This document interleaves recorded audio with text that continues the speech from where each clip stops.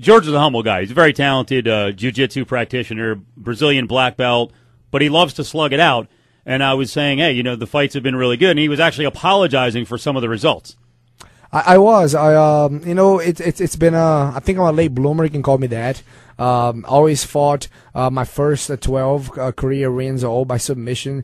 And as soon as I stepped into the big show, I fell in love with Muay Thai the day I stepped foot in this country. It was 1998, In my first professional fight, I opened up with a head kick, and I kind of broke his nose, and he took me down as a wrestler from the Hammer House, and I ended up finishing with a triangle choke. But, I think fighting is really a way of expressing yourself.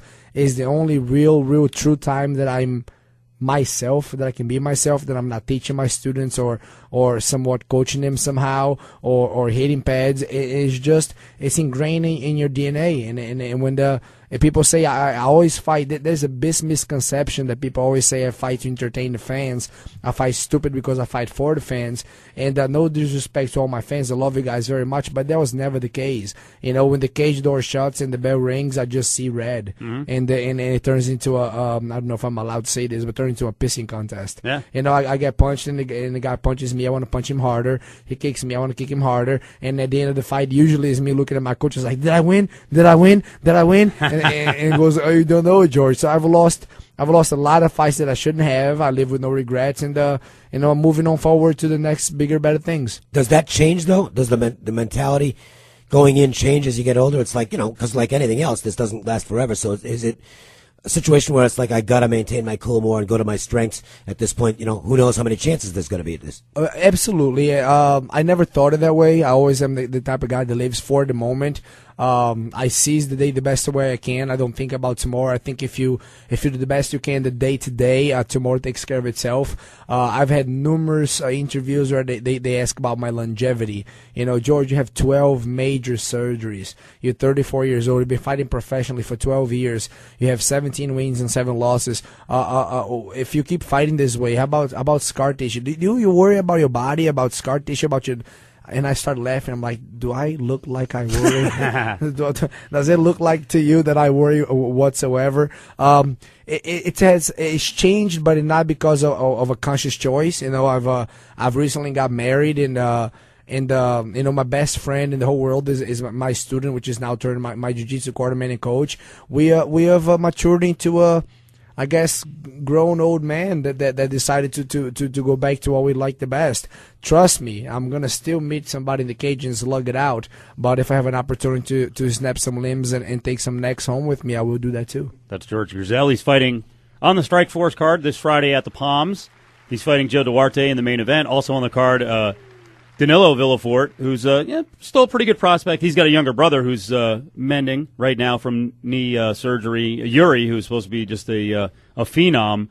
Pat Healy's on the card. And actually on the undercard, non-televised, a good fight as well. I think a good prospect in Vellante is fighting Keith Berry. So it's a good card over at the Palms. In about 10 minutes, we'll give away some tickets, and you can call it to the box office, 942-7770. See, I like what George said. And again, it's George Gurgel in studio with us. Former UFC vet, fighting with Strikeforce. I think it's human nature. It's one thing to say, hey, stick to a game plan, and I get on guys for game plans too, but I also understand, like Dave and I on radio, we can't even keep our cool yelling at each other, having a caller go at us. So I can't imagine someone punches you in the face. Did you watch the Herschel Walker, the second fight? I did. That showed the kind of emotion and adrenaline. He got punched. Did he get punched? I think he got kicked. And he just stood there, not the smartest move, put his hands down and just screamed. He's just like, ah! You're like, wow, there's something going on there. He's fired up. Mixed martial arts is the purest form of combat that's ever existed. That's why the sport's only going to continue to grow. And if you think that this sport is not emotional and it doesn't bring all kinds of emotions out of you, you're severely mistaken, or you have never stepped into a cage before. Emotions are always involved. Your family is watching. There's hundreds of thousands of viewers watching on TV, and there's somebody ready and willing to beat your butt in front of everybody that you love. So if you don't think that's emotional, tell me something else that's more emotional than that. So UFC's going in basically, 2.5 weeks. They haven't been back forever. They're going to Rio.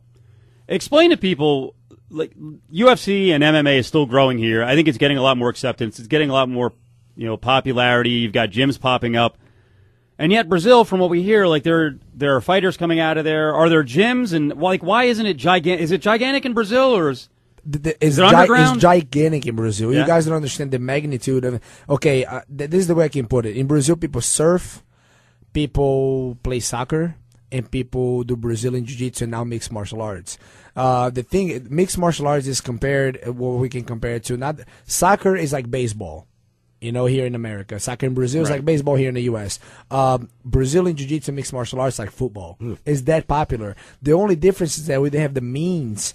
Brazilian people usually, the wealth is divided very, very unfairly. 2% of the whole population holds about 95% of the wealth of that country. Everybody else is in the poor, lower middle class. So to train and to be able to advertise and train athletes that barely can feed themselves and buy supplements, and look for example, do a little investigation, see where Jose Aldo came from. Jose Aldo is an example of many. Anderson Silva, they're from the projects. Hermes Franca, I used to give him a ride back when we used to train together to the bus stop. Because I was fortunate enough to grow in the upper middle class, and I was happy, and so I gave my friends rides so they can go back to the favelas where they used to live, and then everybody used to carry their gis in the back of their shoulders at a bus stop.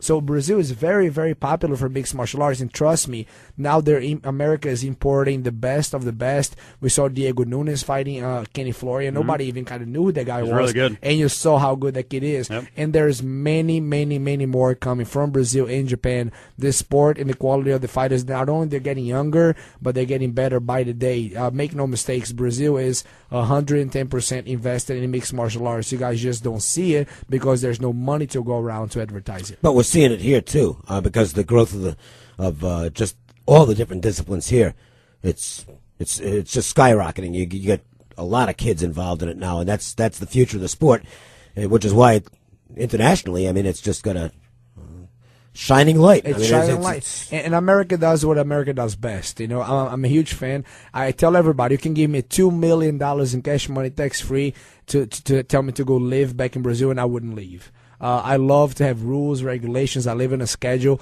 People have the good old saying, Brazilian time. There's no Brazilian time because it's always late.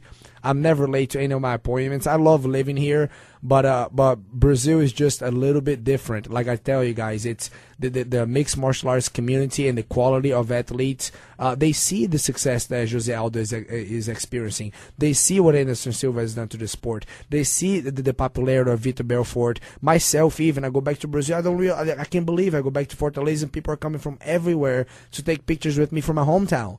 So it's growing. There's programs and shows only about mixed martial arts.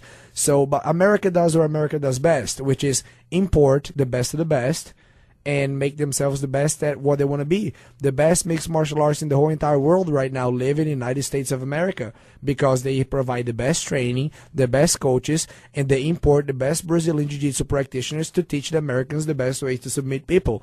So it is what it is, man. And the money talks. Money talks, and the U.S. has done a great job about not only about promoting mixed martial arts, but giving the Brazilian Jiu-Jitsu sport in itself and the Brazilian Jiu-Jitsu community a better way of life and a better lifestyle. So you're not worried about living in Cincinnati having the Bengals rub off on you, are you?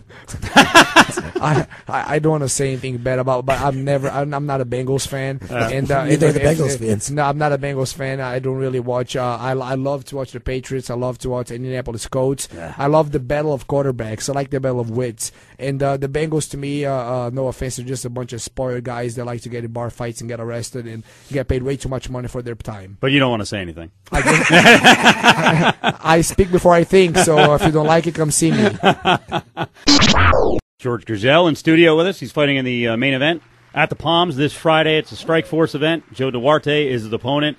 We were saying earlier, good fights on the card include Pat Healy, Danilo Villafort, and also Gian Vellante and Keith Berry is on the undercard. You can grab tickets at 942-7770. So, coming up, who was your favorite Brazilian fighter, or did you not admire a Brazilian fighter? I do admire Brazilian fighters a lot. Who was your guy? My very favorite fighter in the whole world is Vitor Belfort. Yeah. Not because of the way he fights, but just his attitude, his overall attitude, the way he's changed from a 19-year-old phenom prospect that was just pretty much a dog on the leash, fighting and doing what he's told, to now being really a man of God. I'm a really big Christian. I believe in God, and he really lives by his words. There's nothing that I hate more than a hypocrite. Yeah. A person that says one thing and does the other. And Vitor Belfort is a true example not only of a great mixed martial artist, a warrior, a champion, and a great person overall. So Vitor is my favorite. He also he's also one of the guys who seems to be he's been able to kind of bridge that generation gap. I mean, he's still a really effective fighter, whereas a lot of the guys, especially the bigger guys, they've been just overtaken by the young guys who are starting to dominate. So that shows an ability on his part to adapt to improve technique out there. Well, Vitor walked a very, very difficult walk, let's put it that way, very road. When he started, he had no guidance. He was thrown in the hands of a bunch of coaches. And you guys followed the UFC all the way back there. He looked very different than he looks right now. He was people weren't getting tested for this and for that. He got married. He got 3 kids. He found his center. I think it's very important when a fighter finds your center and your newfound motivation to do better. And his marriage and his walk with God and his family has reignited some sort of passion in Vitor Belfort that everybody's on his side, and I only wish him the best. Now, it looks like you found your center if you didn't already have it. You're married or you're getting married? I am married. Okay, so you're married, but what are you going to have, like a second ceremony? I'm having a proper, okay, hardcore, huge Catholic / party in Brazil. All right. For my family and for Zoila's family, December 28th in Fortaleza. We got married in my pastor's house here in Cincinnati right after a pro session. We were sweating, we changed, we go in there, and the only witness was my strength and conditioning coach and his wife, Mike Ferguson. So it was we did it for us. Our life is so much in the spotlight all the time that we wanted to do something for ourselves, and we got married February 19th, and now it's time to do it right with the wedding dress and the church and everything else. So give us I've never been to a Brazilian wedding. Give us the lowdown on how it works. I'll give you the lowdown on how my wedding is going. Yeah, okay. We're gonna have we rented the most traditional and the smallest and the cutest church there is there. That is harder to find. My mom is somewhat of a socialite back in Brazil. She kind of runs the town. So she got the church that we wanted. The ceremony of the church is going to be very, very small and quick, and then we're going to change, and it's going to be a huge party, and on top, on the roof of the biggest hotel facing the ocean in the coast of Fortaleza. So yeah, it's going to be very selective invites, and like I said, it's going to be a party, a celebration of 2 people that love each other being married. And a lot of people here are going to go. John Stutzmer is going to come. Rich is coming. Marcus Davis is coming. I hope Goldie, Mike Goldberg, and Bruce Buffer, I hope they come with the. They promise they're going to come. Bruce going to announce the wedding. I didn't think about this. It's such a good name, Bruce. Yeah, that'll be great if Bruce announced the wedding. So we're going to have actually a normal and a Catholic celebration. Both of Zoila and my family are very Catholic oriented and based. So we need to have a proper. She wants a proper wedding. She deserves a proper wedding. She got a wedding dress, and me, I'm all about happy wife, happy life. I guess, right? So do what she wants.